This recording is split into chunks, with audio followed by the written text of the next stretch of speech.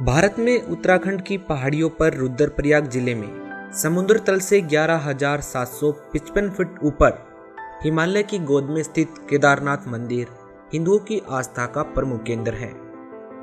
भगवान शिव को आराध्य देव मानकर इस मंदिर में प्रतिवर्ष हजारों लाखों श्रद्धालु यहाँ पहुँचते हैं। महाभारत में प्रसंग आता है कि पांचों पांडव अपने जीवन के अंतिम समय में हिमालय पर्वत पर तप कर रहे थे। तभी काल भगवान यानी कि ब्रह्म ने एक दुधारू पशु का रूप बनाया और उस क्षेत्र में घूमने लगे जहां पांचों पांडव तप कर रहे थे। दुधारू भैंस को विचरते देख भीम को दूध पीने की इच्छा हुई और भैंस की तरफ दौड़ पड़ा। भीम को अपनी तरफ आता देख भैंस जमीन में समाने लगी। तभी भीम ने भागकर भैंस का पिछला हिस्सा कसकर पकड़ लिया जो कि जमीन के बाहर शेष था। जैसे ही जो भाग भीम ने पकड़ा वो पत्थर का हो गया और बाहर ही रह गया, जिसे आज केदारनाथ धाम से जाना जाता है। उस भैंस अथवा पशु का जो सिर वाला भाग था वो नेपाल में निकला, जिसे आज पशुपतिनाथ से जाना जाता है। लेकिन विचारणीय विषय ये है दोस्तों कि क्या इन स्थानों की पूजा करना सही है? क्या इन स्थानों पर जाने से मोक्ष मिल जाएगा? इन सवालों के जवाब जानने के लिए आपको गहराई से सोचना होगा और अपने उन सद्ग्रंथों को उठाकर देखना होगा जिनमें हमें ज्ञात होगा कि क्या साधना करनी है और क्या साधनाएं त्यागने योग्य हैं।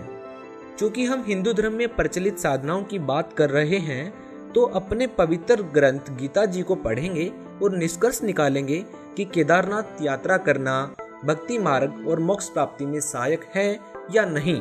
श्रीमद् भगवद गीता अध्याय नंबर 7 का हम श्लोक नंबर 14 पढ़ा है। क्योंकि यह अलौकिक अर्थात अति अद्भुत त्रिगुण में मेरी माया ब्रह्मा विष्णु महेश के द्वारा फैलाया हुआ जाल बड़ा खतरनाक है, दुस्तर है।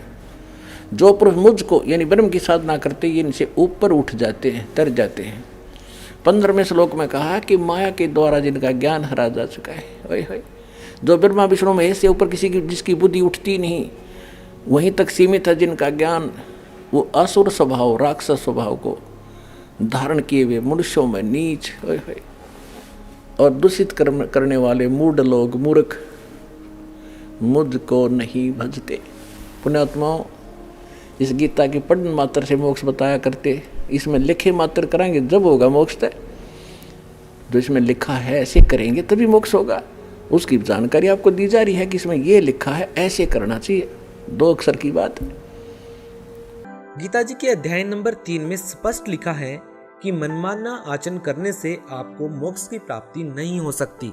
इन लोक लुभावनी पूजाओं को करने के पीछे आखिर स्वार्थ किसका है, हमें यह भी जानना होगा।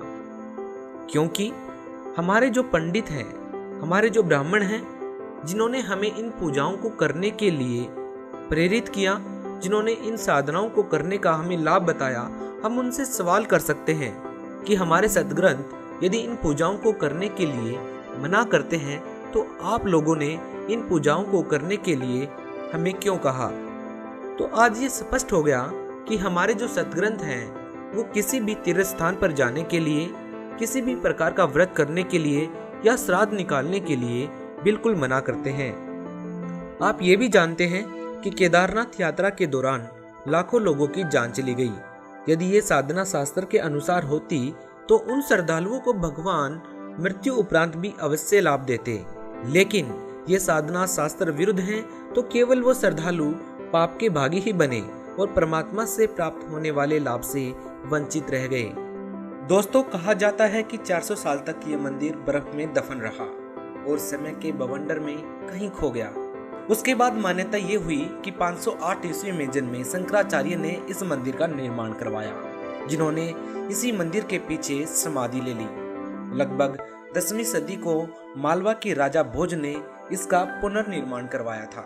दोस्तों, इस मंदिर के कपाट सर्दियों में बंद कर दिए जाते हैं। तो क्या यहाँ ये कहना उचित होगा कि लगभग 3-4 महीने भगवान के दरवाजे भक्तों के लिए बंद हो जाते हैं? शायद ऐसा कहने भर से लोगों की आस्थाओं को ठेस पहुंचना लाजमी है, लेकिन क्या सच से मुंह फेरना और अज्ञानता में जीना आत्मा को ठेस पहुंचने से कहीं ज्यादा पीड़ादायक है?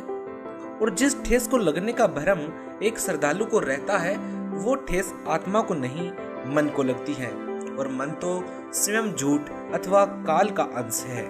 आत्मा हमेशा सच अथवा परमात्मा के विधान अनुसार भक्ति करना चाहती है। इसलिए हम सभी श्रद्धालुओं को चाहिए कि हमें शास्त्र के अनुसार भक्ति करनी चाहिए, और शास्त्र के अनुसार भक्ति केवल तत्वदर्शी संत ही दे सकते हैं।